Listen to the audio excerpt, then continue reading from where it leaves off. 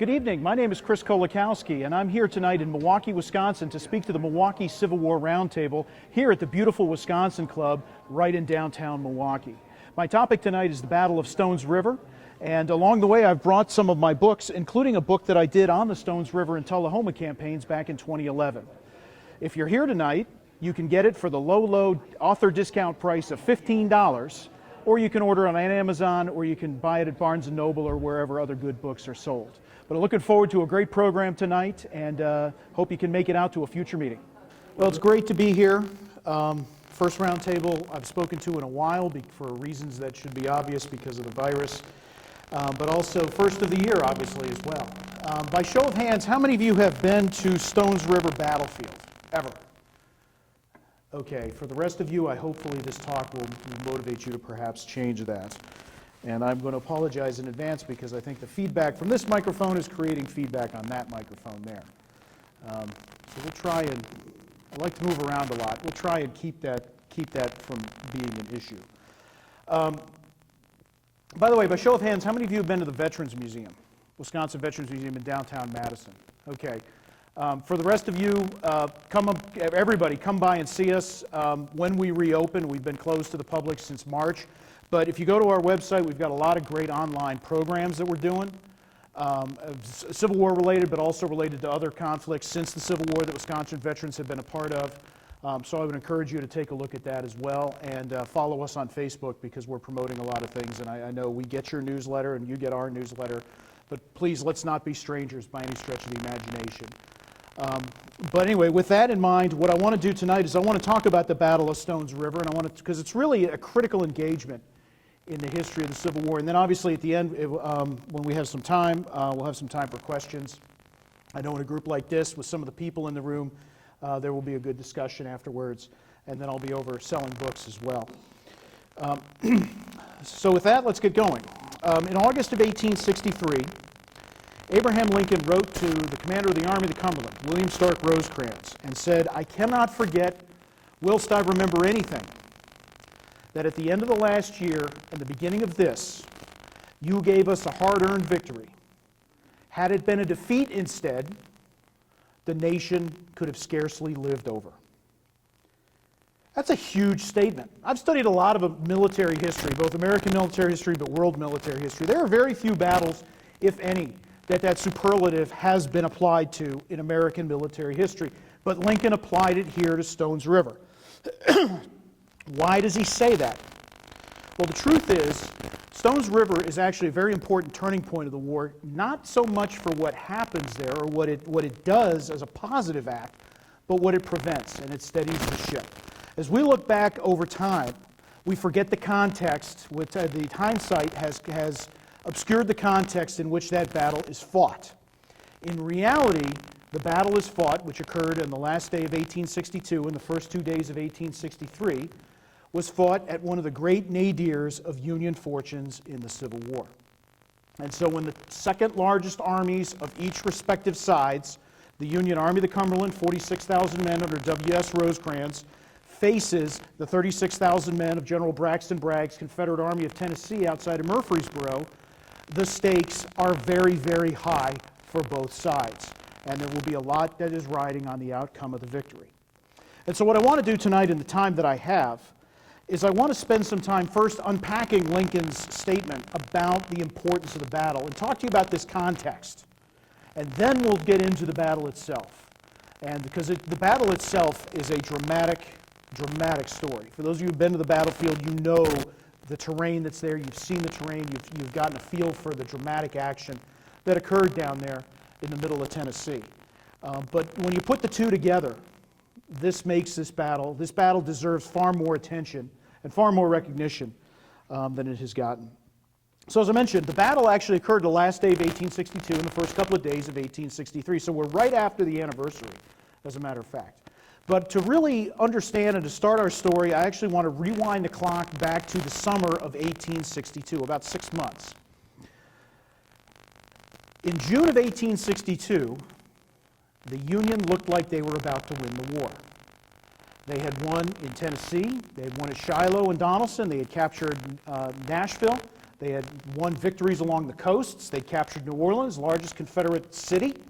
They had also moved up the Virginia Peninsula, and the Army of the Potomac, the largest army ever fielded in American military history up to that time, was camped within earshot of the church bells of the Confederate capital at Richmond.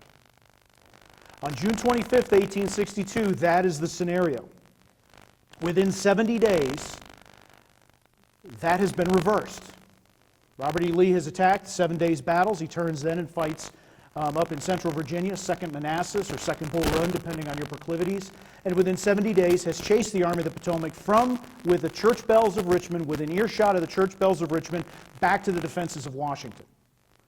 At the same time, Bragg's army in Tennessee, allied with other elements of the Confederate forces out there under Edmund Kirby Smith, have invaded the home state of Kentucky, Lincoln's home state of Kentucky. Also, Confederate President Jeff Davis's home state as well. And Lincoln had always said, I think to lose Kentucky is nearly the same as to lose the whole game. And it sure looks like the Confederates are going to do this, are going to change it from a blue state to a gray state. And so this is the situation on September 1st, 70 days or so after the beginning of the 7 days battles on June 25th. This change, this swing of fortunes, is comparable only to Trenton-Princeton, 1776-77, the breakout across France, 1944, Pusan-Incheon-Yalu in 1950, and Tet, 1968. It is that kind of swing of fortune. It is singular. And what do you think that does to the North? What do you think that does to the North, the northern public opinion of the war, and the northern political situation? So September of 1862 comes around. The Confederates invade the North. They launch what I call the centrifugal offensive, an offensive on 7 different fronts, from the Atlantic coast all the way out to Arkansas and Missouri. This will precipitate the Maryland campaign, of course the Battle of Antietam on September 17, 1862, bloodiest single day in American military history, with 23,000 and change casualties, 1,000 casualties outside of Sharpsburg, Maryland, plus another 4,000 in Munfordville, Kentucky, prisoners taken. It's actually about 28,000 casualties. And a fun fact for you, that is the 75th anniversary of the signing of the United States Constitution. I will let you consider the congruence of those anniversaries yourself. A couple of days after that, Lincoln takes a bold political step. He's been waiting for a victory to add a war aim to the federal war effort. The United States, until this time, has always been fighting and will, throughout the war, fight to preserve the Union. But Lincoln has been looking for a victory, has been looking for an opportunity to issue the preliminary Emancipation Proclamation. And George McClellan and the Army of the Potomac, their victory, such as it is, outside of Sharpsburg, Maryland, driving the Confederates back into Virginia, is enough of a victory for that to be issued. And so on September 22nd, 1862, the preliminary Emancipation Proclamation is declared, is issued to the public. 2 very important things to keep in mind. Number 1, this is a watershed in the war because it recasts the war. It's not just a war for Union anymore. The United States Army from this point forward, or from the point that the proclamation takes effect, which will be January 1st, 1863, will then become an army of liberation for the 4 million and change blacks that live in the Confederate States. So this is a war to also eradicate slavery in the Confederacy. That's the first point. The second point that is often lost when you consider the Emancipation Proclamation is it's a 2-step process. That's why I use the word preliminary. He issued the preliminary Emancipation Proclamation on September 22nd, 1862. The final one will take effect January 1, 1863, but it requires Lincoln to issue the final Emancipation Proclamation. It's a two-step process. Most people don't realize that today. Here's the thing. We know through hindsight that Lincoln was going to issue the second Emancipation Proclamation. There is no guarantee, and there are a lot of political opponents, including some in the Army, by the way, who said, hey, we didn't sign up for this. We signed up to save the Union. We didn't sign up for anything else, who are going to put enormous pressure on the Lincoln administration to not issue the final Emancipation Proclamation. And that's a factor to be borne in mind with what I'm going to talk about here in the fall of 1862. Of course, other Union victories come around. Perryville in October of 1862 ends the Kentucky campaign. Iuka Corinth in early October 1862 ends the threat in Mississippi. They also win everywhere else, and the centrifugal offensive ultimately proves to fail, and Bragg's army retreats to Middle Tennessee and camps in the center of the state around Murfreesboro for our purposes. Now, as October passes along, what is coming in November, in early November? Congressional midterm elections. Also, state elections in certain prominent states, particularly Illinois, Indiana, New York, New Jersey, and several others as well. Why does this matter? Two reasons. Number one, this is the first referendum on the war. Most people tend to think it's the 1864 presidential election, which is a referendum on the Lincoln administration's conduct of the war. But this actually is the first referendum on the Lincoln administration. And there are a lot of his opponents that are running saying, hey, first of all, this is an extension of federal power beyond what it should be. We should fight to preserve the Union as it was. But also, Lincoln is not doing a very good job. He's throwing sand against the wind with some of what he's doing.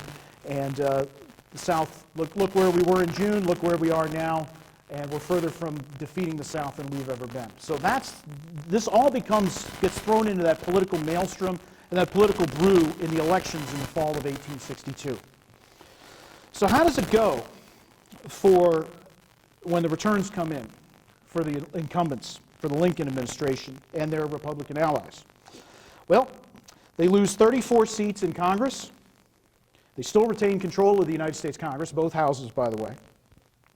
They lose the governorships in New York and New Jersey, and they lose the legislative control in Illinois, Indiana, and New Jersey. Now, with apologies to my friends from New Jersey, the most important states in that are New York, Illinois, and Indiana, because among them, along with Ohio and Pennsylvania, those are the states that provide the majority of troops into the United States Army. The governor of New York, remember, governors in these states call the volunteers. They're the essential conduits for raising state units and sending them to the United States Army. The governor of New York that has just been elected will greet the draft riders in 1863 in New York in July of 1863. My friends! So what do you think that tells you about where he is in terms of and how willing he is to work with Lincoln on the prosecution of the war? Why is losing the legislature so important in Illinois and Indiana? Because remember, under the federal constitution as well as the state constitutions, the governor is the commander-in-chief of the state militia and the state military forces and will be the one to offer them to the federal service. But who's responsible for paying them, equipping them, and the whole bit? It's the legislatures. What does all this mean? All of this means that this team of horses in these important states to the Union war effort, to providing men and materiel to the Union war effort, that Lincoln has counted on as political allies for the first 2 years of the war, after January 1 of 1863, when these new governments will take effect, this team of horses, which has been well coordinated up to this time, is about to get much bulkier. And so Lincoln realizes, with the final Emancipation Proclamation coming along, he needs another victory. He doesn't want to throw sand against the wind like he had been accused of doing for the preliminary. And so that is why Lincoln will turn to his generals. He's replaced a couple of them that had been politically powerful among his allies, particularly George McClellan and Don Carlos Buell, who was replaced by Rosecrans in late October of 1862. And he will tell his generals, engage in hard, tough fighting that will hurt somebody. And so this will precipitate several December campaigns in the Civil War. One of the few times in the Civil War you'll have sustained operations in the month of December because the weather is usually that bad. But Lincoln is going to take that risk this year because he needs the victories. And so he tells them, engage in hard, tough fighting that will hurt somebody. And just to illustrate, by the way, the depth of feeling against Lincoln in certain quarters, particularly about the Emancipation Proclamation, but for other political and other war aims. When McClellan is fired, the darling of the Democratic Party, George McClellan, is fired, several of his staff come to him and say, "Sir, let's reject the order." And as one of them said, quote, "change front on Washington," unquote. There are many, many reasons to excoriate George McClellan's leadership and generalship in the war. There are many reasons to criticize him. I will always give him credit for what he said in response. And I'll paraphrase simply by saying he told them to knock it off. And to take, when General Burnside, his replacement, shows up, give him the same loyalty you gave me. And give the president the same loyalty that you gave me. And I have to give him eternal credit for doing that. And it's ended any talk of the Army of the Potomac then deciding to march on Washington. But the reason I tell that story is it illustrates the depth of feeling that has been engendered in the political storms of the fall of 1862. And one of the only things that will calm the waters is victory on the battlefield for the United States Army. And so they will begin in December to try and do that. Ulysses S. Grant with the Army of the Tennessee on the Mississippi River, Rosecrans in Tennessee, and then Ambrose Burnside over in Virginia. Well, how's it go for the United States? Burnside crosses the river at my hometown in Fredericksburg. I spent 8 wonderful years as a park ranger at that battlefield, interpreting that. And on December 13th, 1862, proceeds to lose what Robert Crick, one of my mentors, has called Robert E. Lee's easiest victory, the Battle of Fredericksburg. The Army of the Potomac is humiliated, sent scurrying back across the Rappahannock River with its tail between its legs. Largest battle, but in terms of men present, ever fought in the Western Hemisphere, by the way, is the Battle of Fredericksburg. So that's a failure in Virginia. What about out west? Rosecrans is sitting in Middle Tennessee preparing to move. Grant, meanwhile, is moving. He's moving overland from Memphis down toward the city of Vicksburg, Mississippi, which is the last major Confederate bastion on that river, holding the two halves of the Confederacy together. There are a few others, like Port Hudson, but Vicksburg is the key. And as he's moving down, on December 20th, a dashing cavalier, who, when he's not fighting battlefields, has a penchant for hunting. Instead of hunting Union supplies and Union troops, he will go hunt various wives and enjoy that, which will later cost him his life in 1863, which, judging by Paul's reaction, may be another talk for another time. Earl Van Dorn burns Grant's supply base at Holly Springs, Mississippi. And so Grant has to turn around with very, very low supplies and get his way back to Memphis. It's actually quite an achievement to do it. But from Washington and from New York and from Philadelphia, it is clear Grant's great advance has not only stopped, it has been completely undone. So you got a defeat in Mississippi, you got a defeat in Virginia, and now we're about the week before Christmas. Lincoln's radical Republican, sometime allies, fellow travelers is probably a better way to put it, decide that a stronger line is necessary. Lincoln is leading to more disaster and defeat. And so this precipitates a cabinet crisis, where they come to Lincoln and demand resignation of certain members of his cabinet and hints strongly that there needs to be significant changes to the government of the United States. Lincoln, at this point, tells a friend, he says, they are implying and they mean that I should resign. And I'm half inclined to gratify them. He's contemplating resignation in his lowest moments. He tells another ally, political ally, he says, if this is hell, I am in it.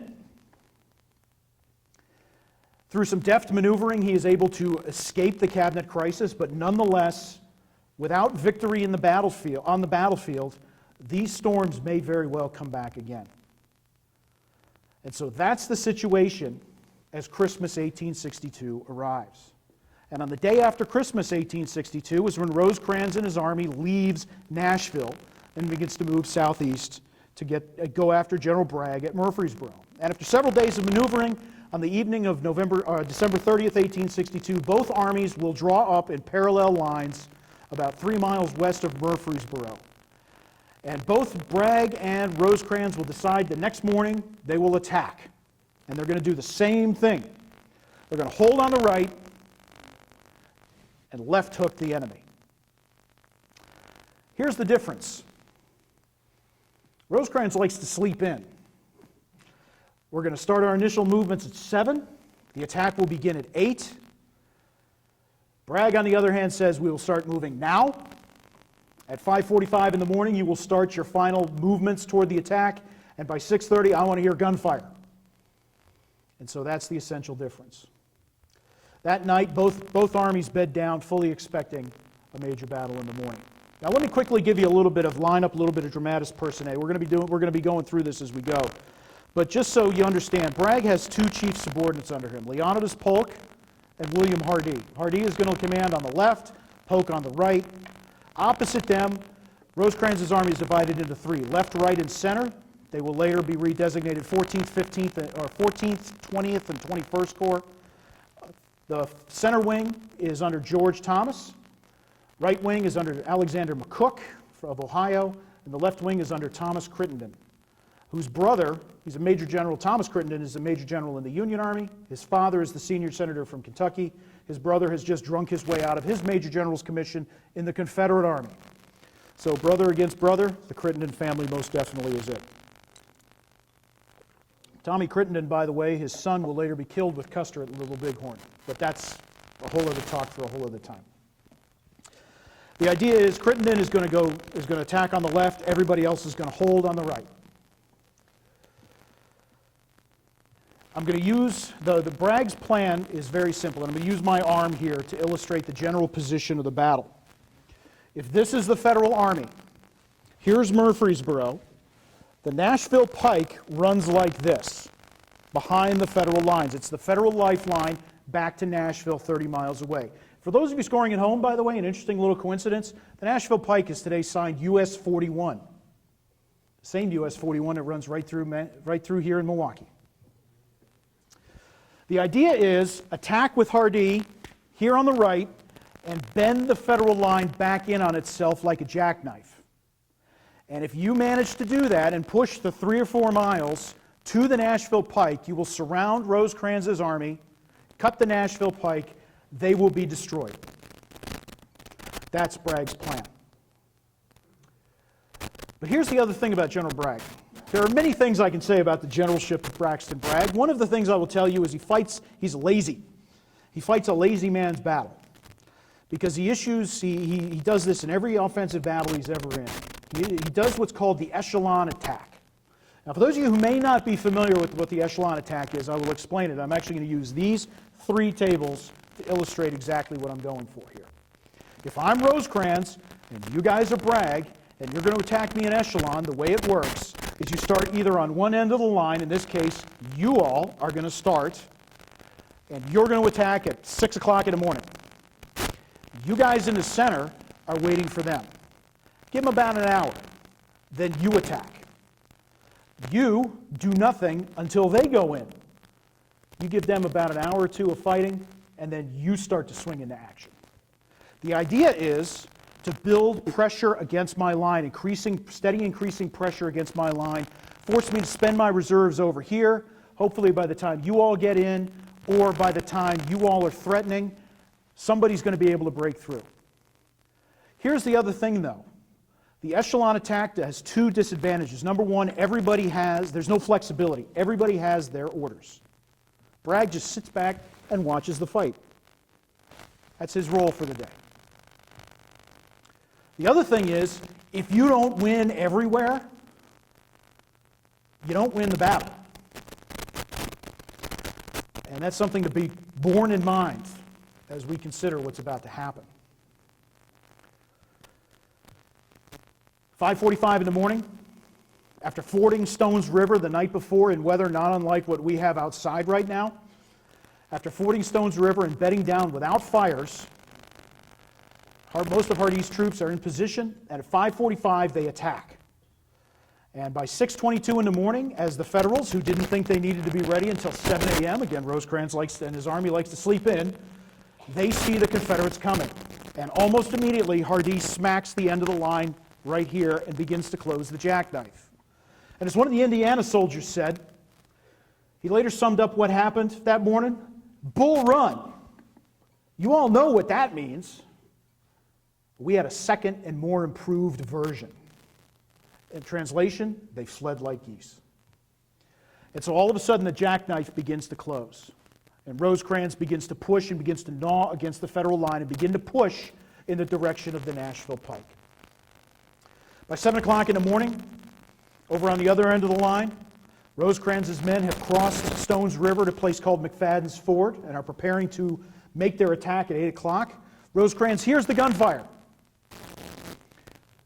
Courier arrives from General McCook and says, General McCook is under attack. Rosecrans says, great, he's fine. It's working right, he says to his staff. 7:30, just before the attack, the final deployments are in place here on the left. Rosecrans is watching it. But all of a sudden, the second courier arrives and says, General McCook is heavily pressed and needs reinforcements. Rosecrans gets this message, and he looks behind him, and he sees the Nashville Pike, and he sees the first Teamsters and the first groups of straggling, frightened men from the right wing arriving at the Nashville Pike. He also can hear the sound of battle beginning to move behind him. The situation has changed, hasn't it? Rosecrans went pale for a minute and then resumed his color.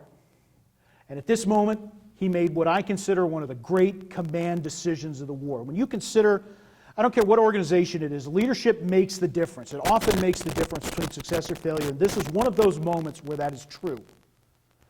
Rosecrans makes one of the great command decisions of the war because he realizes he can win on the left.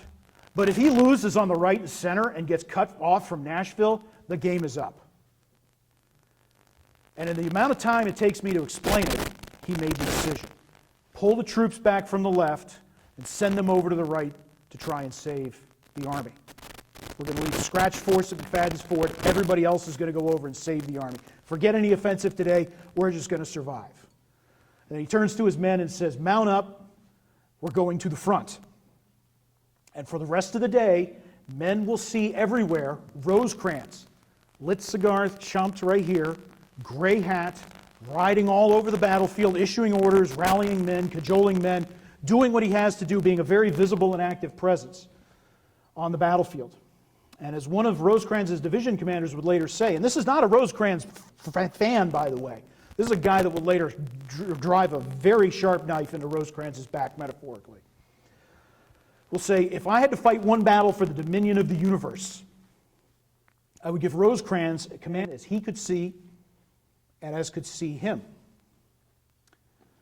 Rosecrans is not going to be a passive observer this day. He is going to be active in trying to save his command from the position Bragg is putting them in. But it's going to take time for those reserves to get there. Meanwhile, Thomas's men begin to deploy, and the jackknife blade closes halfway. Phil Sheridan's division here at the hinge, including Milwaukee's own 24th Wisconsin, by the way, they'd been sleeping on their arms, and Sheridan's gut instinct had told him to be ready at 4:30 in the morning. So they are holding the Confederates and trying to hold the hinge open as much as they can. Moving into a cedar break just to the north of them is Lovell Rousseau's big division. And as Rousseau tells one of his brigade commanders, he says, hold it until hell freezes over. Well, they run smack into two Confederate divisions under John Porter McCown and Pat Claiborne. So about 7,000 to 8,000 Federals running headlong into about 10,000, 11,000 Confederates. And the Confederates fairly quickly lap around the end of Rousseau's line and begin to force him to retreat. It's now about 10, 11 o'clock in the morning is when that fight happens. And by 11 o'clock in the morning, Rousseau is pulling back, Sheridan's pulling back, and they're starting to pull back across the last open field before the Nashville Turnpike. There was the Cedars, then there's the half-mile terrain, which for those of you who've been at the battlefield now, you know that open field is where the visitor center is today, and then the Nashville Pike itself. The road is the last stop. That's the goal line. That's your goal line stand. If you don't hold the road, you will lose. And as the Federals are falling back, actually, one of Milwaukee's own, Arthur MacArthur, 18-year-old lieutenant in the 24th Wisconsin, would say it was a general retreat. I wouldn't have given a snap for the Army at that moment. One war correspondent standing on a hill where the Stones River National Cemetery is, where artillery was overlooking the road, looks and says it was almost like a mob of 10,000 Federals coming out of the Cedars, pushing across, running for the road as quickly as they could, trying to get away from the Confederates. the jackknife is closing further. It's almost shut. Rosecrans needs time. He needs time to rally his army, and he needs time to organize the defense on the road itself. How's he going to buy the time?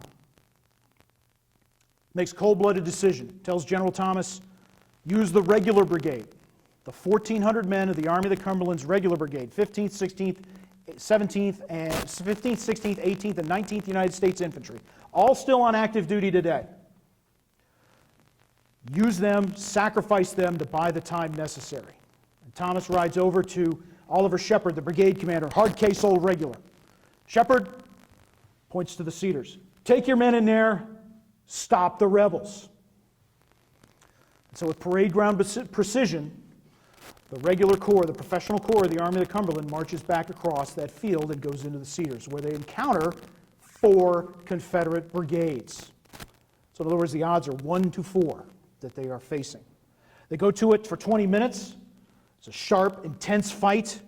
And then Shepard realizes they've done what they can. They're about to be cut off, and they retreat back across the open field.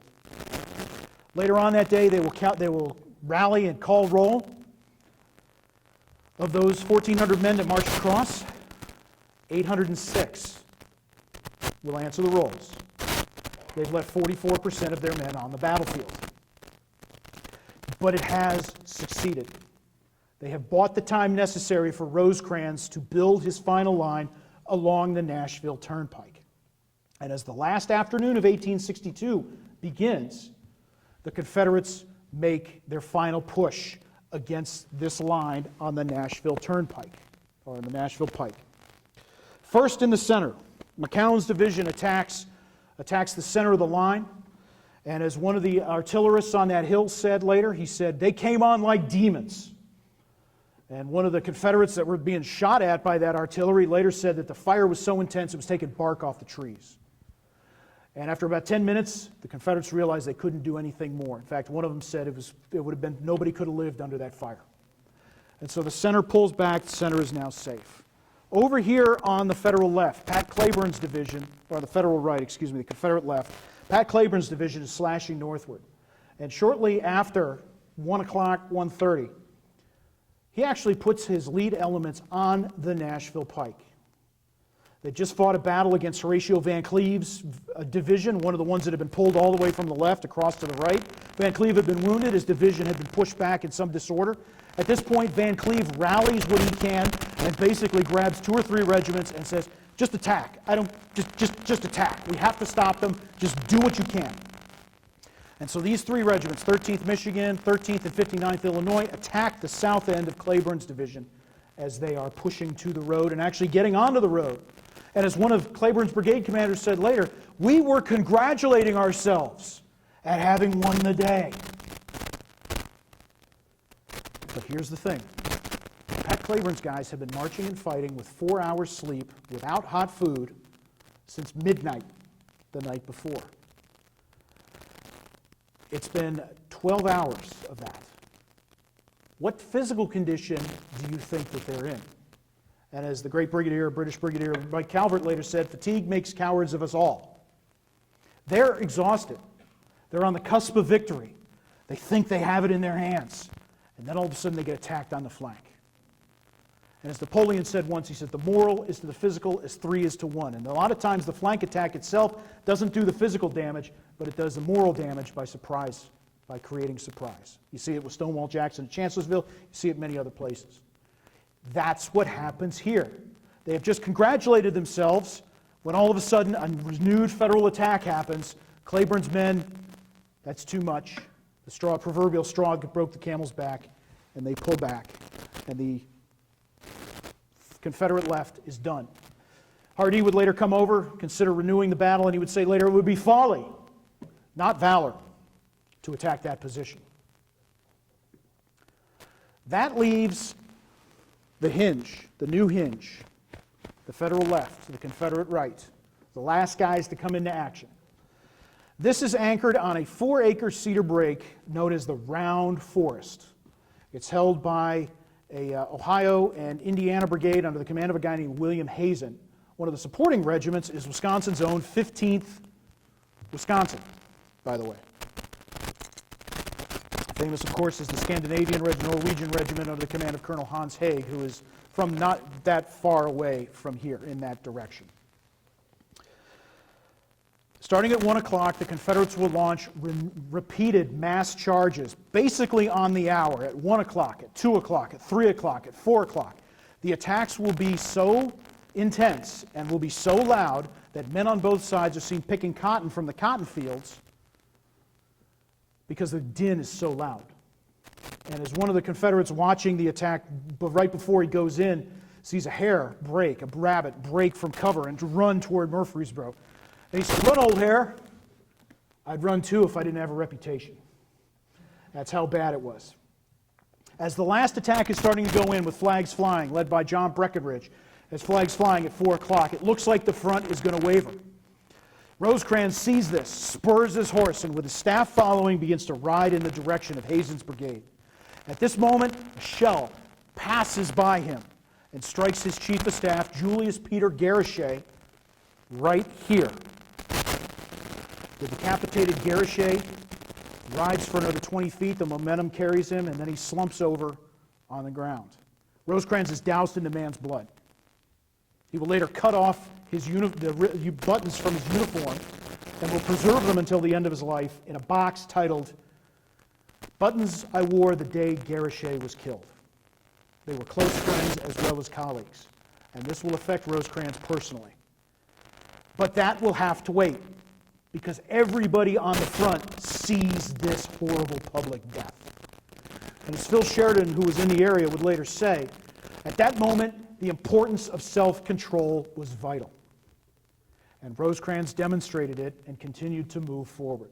Had he faltered, had he panicked, well, that may very well have impacted the rest of the Army's performance. But because he stood firm, Hazen's men stood firm, the rest of the Federal line stood firm, and at the end of the day, darkness ends the fighting about 5 o'clock. Rosecrans' army has endured one of the great near-death experiences in American military history to that time, certainly in the Civil War that time of a large army, and I would argue it's only equaled by the Army of the Potomac's near-death experience on July 2nd, 1863 at Gettysburg. That night, Rosecrans and his subordinates have a meeting carried in a free-form style. Rosecrans produces conflicting accounts later. Rosecrans is not real sure what he wants to do. Thomas is the one who turns everything and says, this army does not retreat. And that's what Rosecrans needed to hear. That's what he wanted to hear. He tells his men, he tells his commanders, go back to your commands and prepare to fight and die, gentlemen. And on the morning of New Year's Day, 1863, the Army of the Cumberland will still be in the field. Bragg, for his part, is not expecting that. He'd actually reported to Richmond and said that we've won a glorious victory. We pushed them back everywhere except on their extreme left. And he fully expected Rosecrans was going to quit the field. And so when Rosecrans doesn't do that and is still there on January 1st, Bragg is not 100% sure what to do. And so both armies will skirmish with each other. Sparks will fly, men will die and bleed on January 1. Not anything like what happened on New Year's Eve. On the morning of the 2nd, Rosecrans will send some of his troops back across McFadden's Ford, which has been successfully held, and take some heights overlooking the Confederate position. And late in the day, Bragg decides this is not acceptable. And so he sends Breckinridge's division at 4 o'clock into an attack to try and drive the Federals back. They succeed, and then they press their luck. They take the ridge, and they begin to push toward the ford. And at that point, Crittenden turns to his chief of artillery, a guy named John Mendenhall, and says, now, Mendenhall, now's your chance. They line 57 cannon, including 3 Wisconsin artillery batteries, by the way, 3rd, 5th, and 8th, hub to hub on a ridge overlooking McFadden's Ford, and in a 20-minute cannonade that shook the ground, inflicted 2,200 Confederate casualties. When Breckinridge sees this and sees the shattered remnants of his division retiring, he is moved to tears and screams, my boys, my boys. That night, Bragg counts what he has left, counts his cards, Finds out the next morning that Rosecrans's, including some of my relatives in the 21st Wisconsin, have gotten reinforcements, gotten new supplies, and Bragg realizes he has to withdraw. And so that evening, through the 4th, the Army of Tennessee will withdraw, and Rosecrans will occupy Murfreesboro on January 5th, 1863. He's going to report the victory to Lincoln, who has issued the final Emancipation Proclamation on January 1, 1863. And when you read in the official records Lincoln's reply, the relief and the joy still leaps off the page. Here we are almost 160 years later. He says, "God bless you and all with you," and congratulates them on this outstanding and important victory for the United States. It has not been without cost. In fact, Stones River is the bloodiest battle by percentage of loss in the entire war. Both armies will lose between 27 and 28% of their numbers. So in other words, more than 1 in 4 of the men engaged on that battlefield were killed, wounded, captured, or missing. It was a bloodletting unlike any other in the war by percentage. And both armies were severely mangled. In fact, they won't resume active operations for many reasons until June of 1863.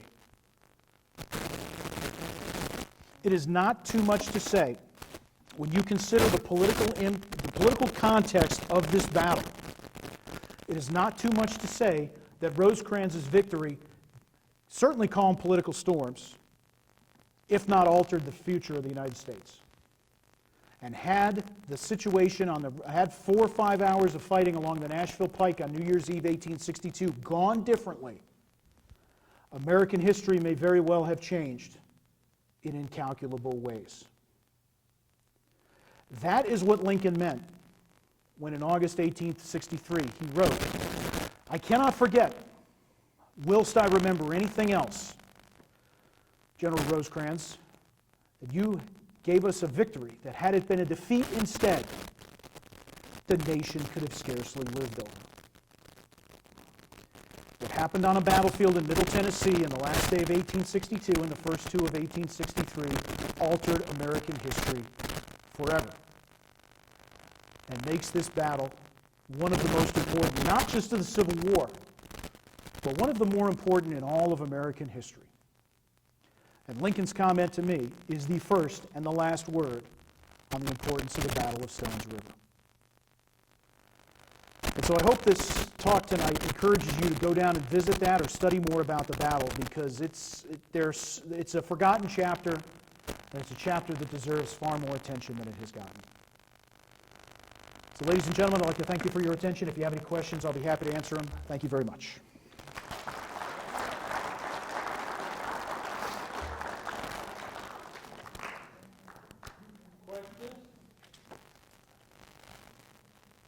Yes.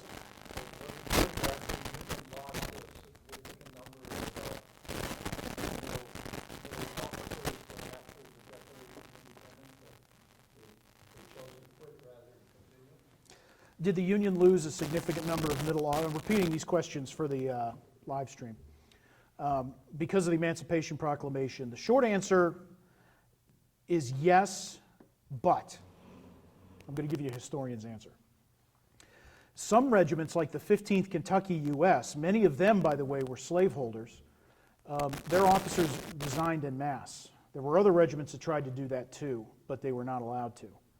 There was a lot of teeth gnashing, particularly in the Army of the Potomac, in the Eastern Army, about the new war aim, and there were resignations. Absolutely there were. Some of it can be overdone.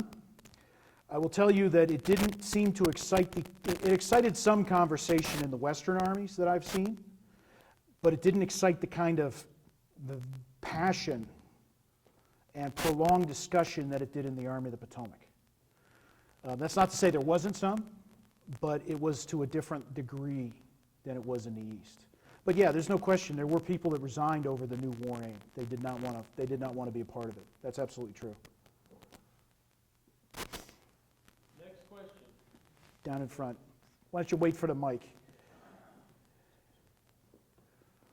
With Lincoln's comments, why do you assess that this battle and the victory doesn't give the prestige to some of the other ones? Ah, yes, the $64 question. I might as well. This always comes up in every talk that I do. Sooner or later, I probably should just answer it preemptively. But basically, why does this not battle obscure? Two reasons. Number one, it's complex. Rosecrans hung on one more round than the Confederates. So it's, most people when they think of a turning point, they tend to think of a positive action. Like the fall of Vicksburg is a turning point in the war. The fall of Atlanta. The victory at Midway is a turning point in the Pacific War. The landing at Normandy is a turning point in the Pacific War. This one is too, but it's a different type. It prevented bad things happening. In that sense, I'd put it in the same category as Gettysburg, which prevented bad things from happening to the United States. That's the first reason. Second reason is because of the two armies involved. When people look at Bragg and Rosecrans, they tend to judge Bragg and Rosecrans by the third in this series of engagements that they fight, Chickamauga. Where Bragg wins, I would actually argue, if you really look at it, and this is a talk where I'll probably need to get Dave Powell to come and give you, Rosecrans loses that battle more than Bragg wins it. And so people tend to view what happened before in Tennessee through the prism of what happens in September and October of 1863 in North Georgia. And so that, through the prism of Chickamauga, it obscures that lens. By adjusting that lens that way, it obscures the view of events in the past. And so those would be the two reasons that I would put forward in answer to that question.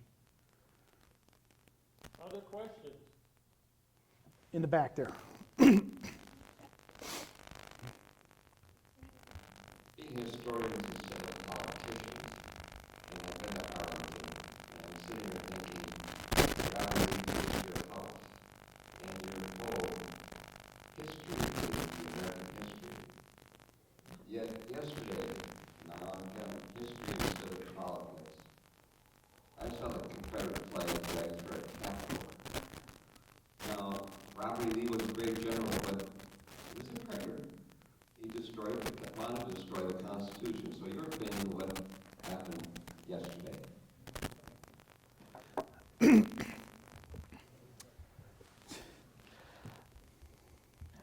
I'll tell you one line. I was deeply disturbed by the pictures that I saw yesterday, but I was also greatly moved by the resilience of our government. That is my opinion of yesterday, at least as far as I've been able to develop it to this point.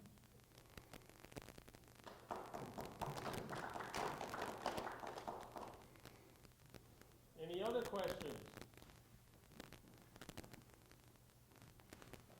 Down in front. Just concerning the echelon attack, because it's used, as you mentioned, quite frequently. Yes. What is the big reason for using that? Using our example of the tables. These two tables hopefully will suck any extra reserves from that far side over here, and when they attack, they'll break through. That, to me, seems to be the underlying impact you're looking for as a commander when you make the echelon attack. You're pulling all the reserves out from the opponent to either this side or the center, and by the time your third force hits his far left, you're going to break through. That's what you're looking for, in my opinion. Question is about, for those who may not have heard that, about the echelon attack and what is one of the reasons. The echelon attack is not a bad tactic. It's not bad. The problem is when Bragg overuses it. That's more my thing. Because you're right, one of the things about the echelon attack is, the idea is, again, using the analogy here, the idea is if you're attacking me from this side to this side, hopefully my reserves will end up over here so that by the time you guys swing into action, I won't have any chips left, or cards to play, or whatever analogy you want to use.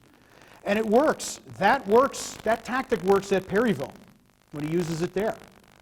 It works to a certain extent at Chickamauga as well.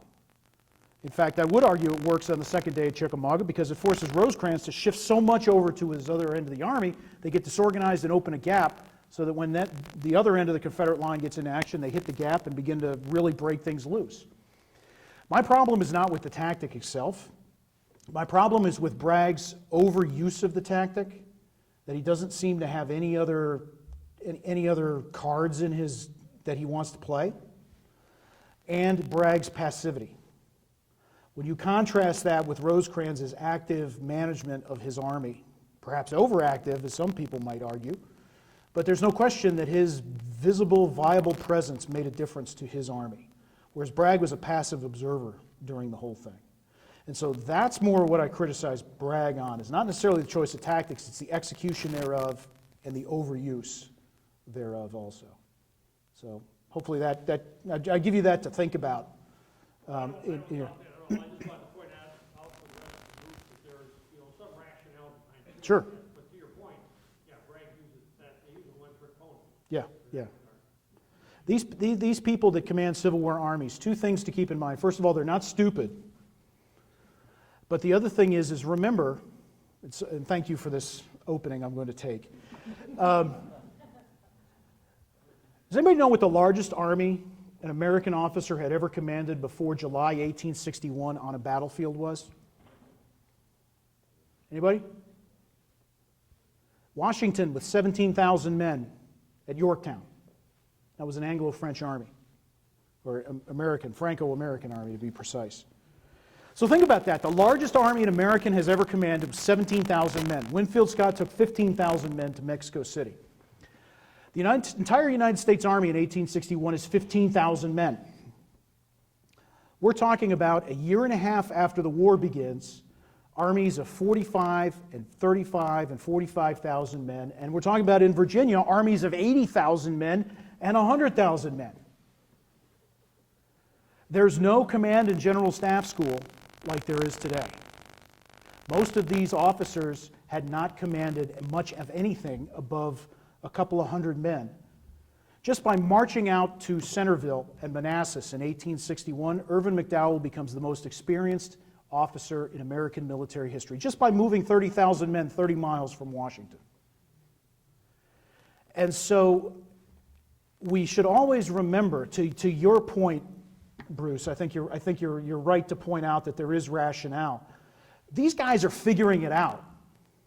They don't have the benefit of experience, learned experience, and instructors, and to say nothing of staff and mentorship, that today's generals do, or even the generals of World War I had. And so that should always be borne in mind. There are many reasons to criticize Bragg's generalship. There's many reasons to criticize George McClellan's generalship. Again, another talk for another time, perhaps. But one thing that I always grade them on is these guys are learning as they go. And that is something to be remembered when we consider this. Bragg was not doing this because he was dumb. I don't want anybody to think that. There are many reasons to criticize Bragg's generalship. But you should also always remember, temper your criticism with Bragg and with all these other generals, at least for the first half of the war, until probably late 1863. They're learning as they go. And Bragg is only fighting his second battle as an Army commander in his history. And so that's something to keep in mind as well. And I will now get off of my soapbox. But you gave me the opening to mention that, Bruce. They have to do something, right? Yeah, they have to do something. It worked in Kentucky. Why not try it again? And to your point, the only thing to remember, as Chris pointed out, most of these guys, if you look around the room, this is probably the typical size of a company that a captain or a first lieutenant, which these guys were a year ago, commanding out in the field somewhere fighting Indians. So, to Chris's point, that they were learning all of the stuff, how to handle a full-size battalion, regiment, brigade, and division. Never happened to him before. Yep, that's right. I'll throw out paraphrasing Dick Ewell, wasn't that the most time you was commanding a company of regulars? That's right. Yeah, he's the perfect illustration of it. Absolutely. Absolutely. One more, any more? Thank you all very much. I hope to see you in Madison. But wait, there's more. Chris, present you this certificate of honor by order of the General Staff of the Civil War Roundtable of Milwaukee. This award is presented to Christopher L. Kolakowski for furthering our understanding of the causes and consequences of the American Civil War, the watershed event in our nation's history. Thank you very much. Sir. And Thank you all. so Don't go too far. But wait, there's more. Wait, there's the veterans of the Iron Brigade Association after the Civil War formed an association, appropriately called the Iron Brigade Association. In the 1880s, they admitted their children as members of the association in order to perpetuate it. In 1992, surviving sons of the organization gave custodianship of the Iron Brigade Association to the Milwaukee Civil War Roundtable, and it's my great pleasure to present a membership pin signifying membership in the Iron Brigade Association to Chris Kolakowski. Thank you, Paul. Thank you very much. Thank you very much. That's awesome. Thank you all. I'll wear this with pride. And I'll say hello to Lucius Fairchild's collection for you. Please do. Rick, thanks again for an excellent presentation. He has the book yet for sale, so we'll go home at the end if you were disappointed in the book raffle. We'll point out everything here. That will conclude our meeting for tonight. Drive home safely. We still have the virus to deal with, so remember social distance, wear your mask, and as my wife warns me, when you go out, don't lick anything. Thank you very much for coming. We'll see you.